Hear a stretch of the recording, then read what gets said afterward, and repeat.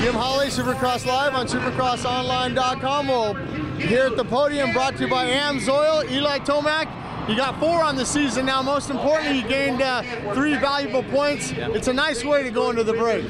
Yeah, I mean, it's the best way. You know, so at this point, I just need to go out there and try to keep getting these wins. And tonight, I thought the track was, you know, it was a pretty good racetrack. You know, there was a few lines you could take here and there, but the whoops, I think, were like the part of the track.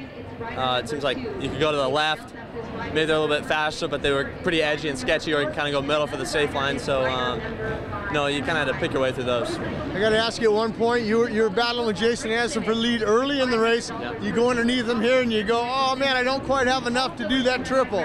Yeah, I missed that, and Roxon was actually on me right here. And yeah, I was like, oh crap, he's right on me. So, you know, and then once I got by Anderson, I threw down a couple good sprint laps and actually, you know, pulled away from Kenny pretty good. But then Kenny actually started reeling me in there like the last maybe a couple of laps, and the last lap I got really kind of stuck behind some traffic, and he was right on me by the finish. At one point, I believe it was lap 6, you had the fastest lap time.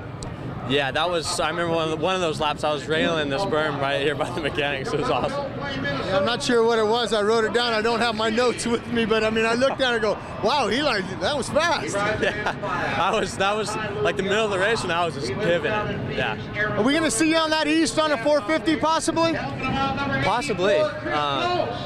It's looking like more likely than not, so I hope I'm out there. What do you do during that break? I mean, if you're riding on the East Coast on that 450, if you don't ride on the East Coast, what do you do? Do you take a week off now or anything and just kind of take a breath? Yeah, I mean, I'm actually going to test a 450 Tuesday, so if that goes well, I should be at Atlanta. So at that point, I think I would do 4 rounds if everything goes, you know, to plan, and then we'll have like 3 or 4 weeks till I get back on the 250.